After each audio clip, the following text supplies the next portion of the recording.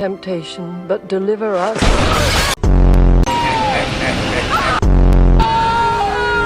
Finish it! Finish it! This is doing all of this because he wants Peter to join Team Terrorism. So why am I screaming like this so early in the video? It's simple. Spider-Man villains are insane.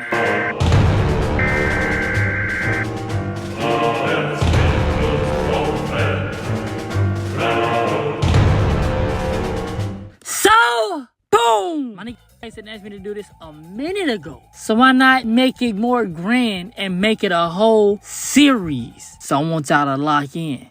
We're saying Batman villains were crazy, maybe in comics. But on a big screen, Spider-Man villains are taking the cake. Not only because of what they do, but because who they do it to. Look at this pencil neck Wordle geek. This nigga Peter has niggas with degrees in the highest science who can imagine. Niggas who own their own company pulling off these heinous acts. Out am I? And you trying to tell me they ain't crazier than some niggas in some makeup? This the type of niggas be doing in class and swear the teachers hate them. Nigga, you in there putting up Osama bin Laden numbers. Sit down. And if we talking crazy, we gotta start with the embodiment of evil in the Green Goblin. The only nigga to die in 2002. Come back in 2004. Avenge me! No! And 2007. Nigga hate has no end to it. That shit just stopped for a little bit. Nigga popped up in the next 2 installments so his son can hit the green gas. The same exact gas that got that nigga packed up.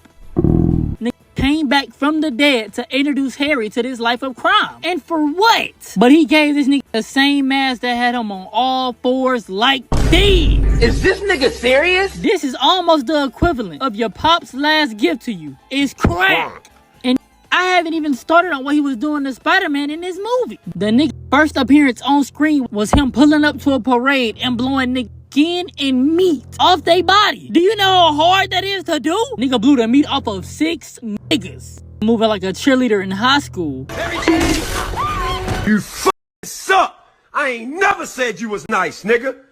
I ain't even want you on the team. Is you talking about, bitch? What are they making in that factory and why are they doing it? This is his first appearance on screen at that. And look at how he moving. Hey! Oh, he sleep. Nigga had his power for a cool week. And he giving nigga Don Frost treatment. And that's the doggy Spider-Man in his own movie. He tell him he gonna spin back.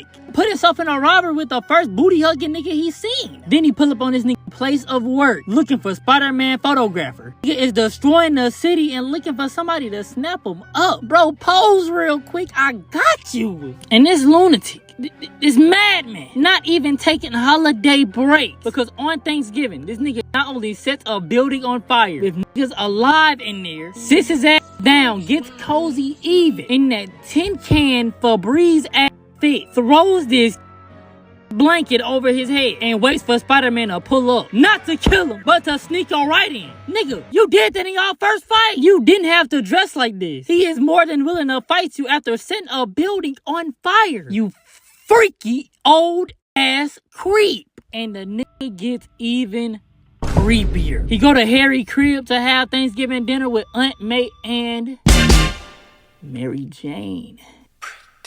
Niggas be hating on Mary Jane cause she can get a man. Ayy, niggas was even calling her chops.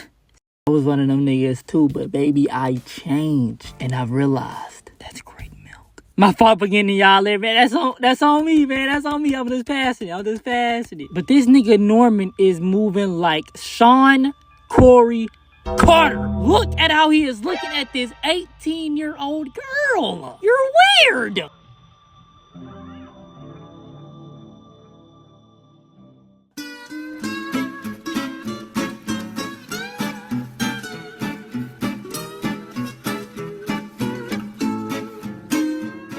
And at the Thanksgiving dinner, he finds out that Peter is Spider-Man. And for whoever said the devil works fast, they have never seen Norman Osborn on that court. Because the same night, he does this. Deliver us.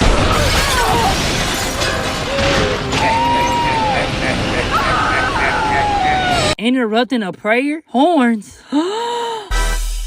Satan, you're not slick. This nigga is dead the devil. Look at how fucking red he is in this scene. Nigga put auntie in the hospital for the rest of the movie. Shit, lucky for her, man. A woman at that age, seeing the seed of the devil in live action at that time of night after getting your crib blew up. Realistically, she should be out there with big God. God?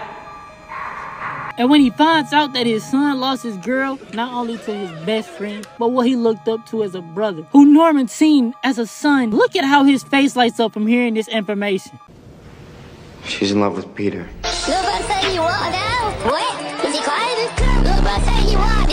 You can find out he backdooring his mans and he jumping his arm. This is the proudest he's been of this nigga in his whole movie. His whole life. Finally, son, you're becoming a whole ass nigga. So, want this crack or not? Almost killing his aunt was not enough. Burning a building to sneak him wasn't enough. Taking his newly earned bad bitch after chasing for 18 years wasn't enough for this nigga. He takes an entire busload of children and he asks Spider-Man which one does he want to save. And before I say which one Spider-Man do, Spider-Man ain't preventing this nigga from robbing a bank. Not even some dastardly plan like take over the world. Green Goblin don't want to do none of that. He is only doing this because Peter said he doesn't want to be a terrorist to New York. These niggas just went through 9/11. These niggas to go through weekly villains just because this 18-year-old boy doesn't want to give these niggas Osama and King Von treatment. But Spider-Man saved both of them, and Green Goblin can't let this nigga go home happy. No, he not allowed to smile around us. He yanks his nigga by his waist and throws him in his deserted building, then throws a bomb in there after.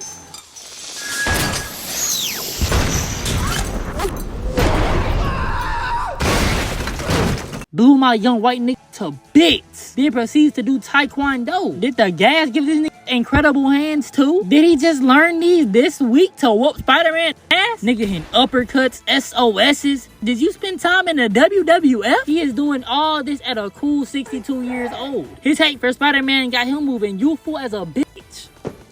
Until he died. Oh.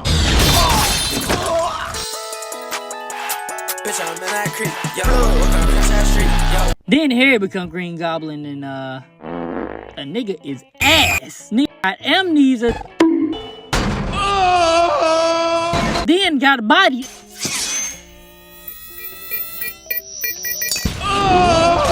Then got a body.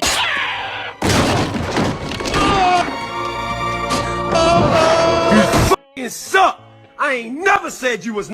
Damn, you suck. Got his chain snatched twice. First by Sandman, then Venom in the same flick. Give that suit up, give the mask up, give the glider, give me everything, bro. You got your ass beat this whole movie. Then they promote this nigga name as the new Goblin. Fuck is Giga nigga? What? I'm not calling you. What the f is your name? This can't be. What did I say earlier? Something about hate. Do you need a flashback? No, man. I use that gag too much, man. I can do this on my own. It's on the tip of my tongue. I almost got it. I got it. Flashback. Nigga, hate has no end to it. That shit just stopped for a little bit. 21 years passed and it's been 3 Spider-Mans. Andrew, Tom,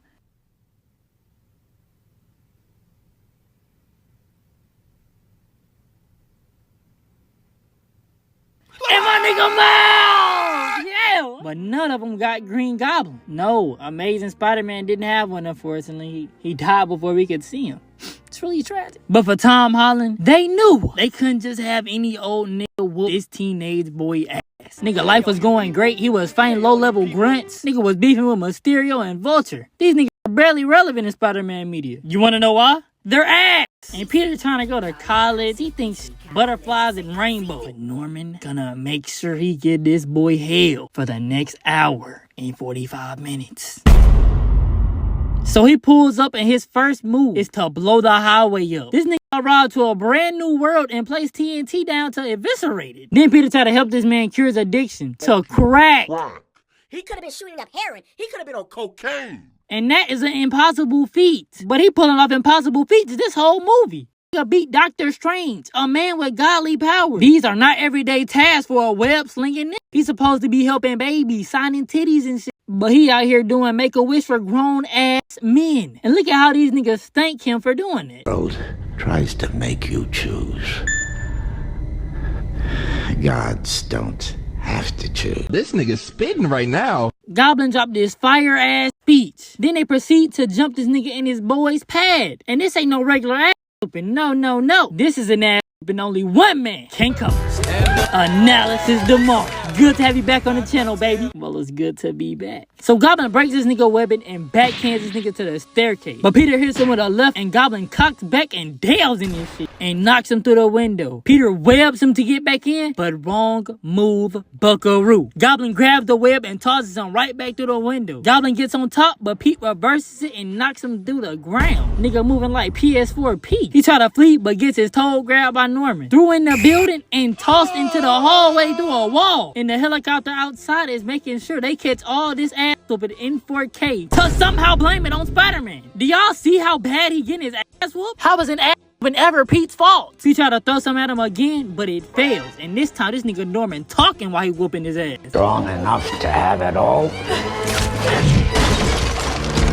Too weak to take it. He bounced off the wall and gets on top of him and gets to feed. But in all my years of covering ass whoopers, this is only reminiscent to Vegeta and Broly. Oh, this is bad. And he's smiling. Oh no. Every nigga knows if somebody starts smiling through a fight, it's game. He starts laughing. Oh god, Pete, get out of there! Peter still tries punching, but it's pointless and gets Batista bombed through the floor. Now he try to go outside for a quick little water break, but the lizard, for no reason at all, grabs this nigga and throws him back in. Nigga said, "No, you're not ready with these hands." And Goblin grabs him up and tosses him in the air, leaves him up there for 3 seconds and spine busters this nigga through 5 levels of concrete. This nigga is taking Batista whole bag. Is nobody gonna comment on this? And after whooping his ass for an uncomfortable amount of minutes, he kills his auntie. Oh. This was his first day out here and he already did more in this world than his own. But later, he don't even do nothing too crazy. But blow out the Statue of Liberty, almost kill Peter's girlfriend, stab my nigga Toby in the side. Pretty basic stuff, honestly. But he gets cured and sent back to his own world and he still dies. Oh.